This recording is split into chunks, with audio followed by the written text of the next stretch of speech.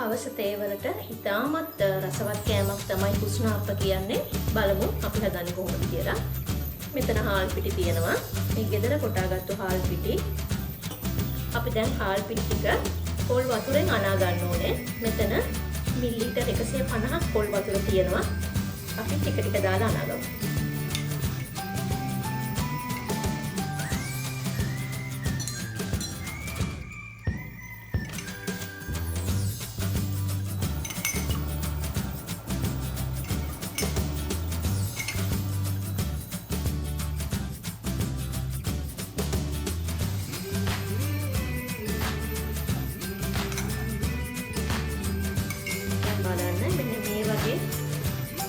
ගන්නට තියෙන්න ඕනේ.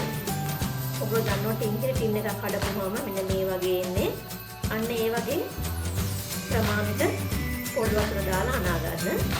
දැන් මම මේකට ඊස්ට් ස්වල්පයක් දාගන්නවා. මේ තියෙන්නේ තේ හැඳි කාල.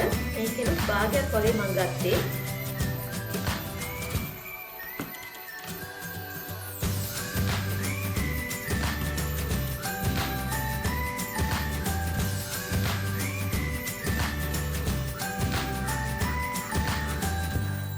මම මිශ්‍රණය මැටි මුට්ටියකට දාගන්නවා.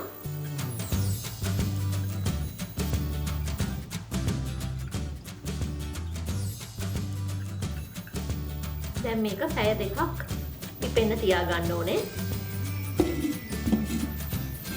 මේක පැය දෙකක් පිපෙනකන් අපි පැණි පොල් මිශ්‍රණය හදාගෙන ඒක නිවා ගන්න ඕනේ.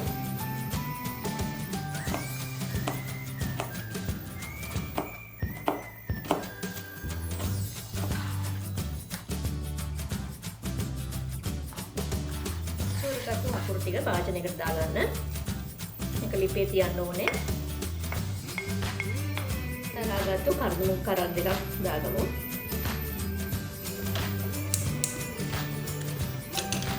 වතුර ස්වල්පයක් දාගන්න, වැඩි දාන්න එපා.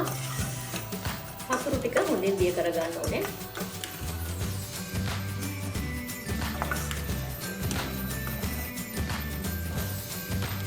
දැන් අකුරු හොඳින් දිය වෙලා දැන් පොල් ටික දාගන්න.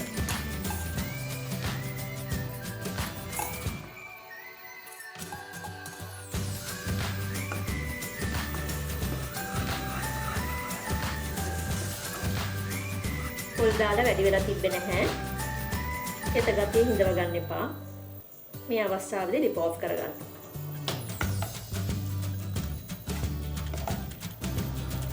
මේ පැණි පොල් මිශ්‍රණය හොඳින් නිවාගෙන පැය දෙකකට පස්සේ අපේ පිටි මිශ්‍රණයට කලවම් කරගමු. දැන් පැය දෙකකට පස්සේ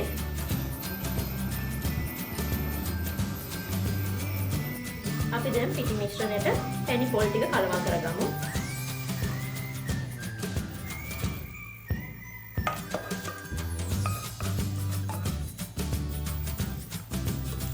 හොඳින් අතින් කලවම් කරගන්න.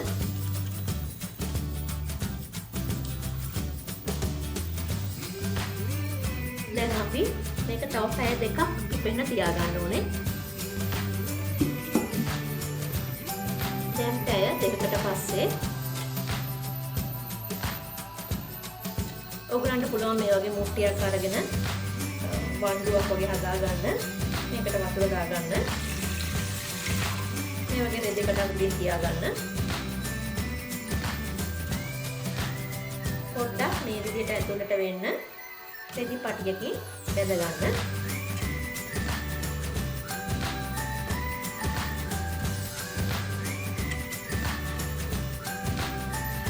වණ්ඩුවේ තඹනවා කියන්නේ මේ විදිහට තඹ ගන්න එකයි. දැන් මම මේක උණු වෙන්න තියා ගන්නවා. වණ්ඩුවේ වගේම මම ස්ටීම් එකනොත් තඹ ගන්නයි හදන්නේ. යට භාජනයට වතුර පුරව ගන්න. මේ වගේ ඇලුමිනියම් කෝප්ප උඩට පහසුවෙන් ගන්න පුළුවන්. ඒක උඩින් කැඳ කොටයක් තියාගන්න. දැන් මම මේකට ලුණු ස්වල්පයක් දාගන්නවා. හොඳින් කලවම් කරගන්න. දැන් මේ කෝප්ප වලට අපි ටික ටික දාගමු.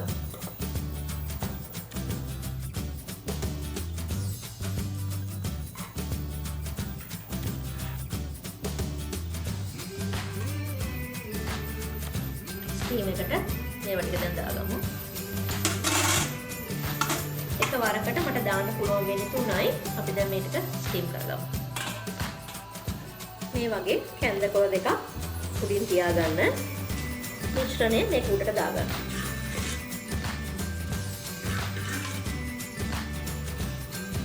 මේක හොඳින් වහලා දැන් තම්බ ගන්න ඕනේ.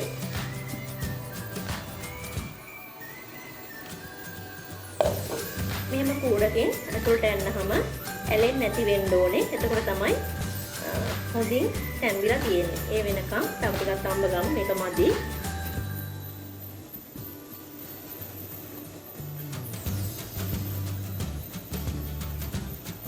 දැන් හොඳින් තැම්බිලා ඒක ඔෆ් කරලා මෙහෙමම නිවෙන්න තියාගන්න ඕනේ.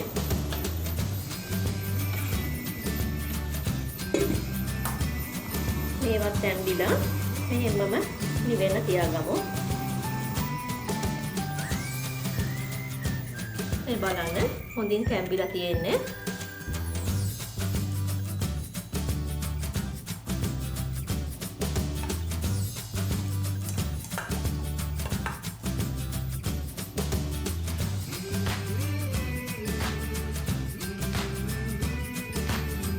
තේරුමකට අපි ගොඩක් වෙලාවට කේක් එහෙම නැත්නම් බිස්කට් වගේ දෙයක් කන්නේ.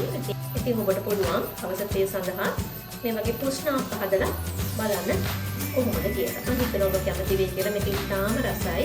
මම එකක් කපලා පෙන්නන්නම්.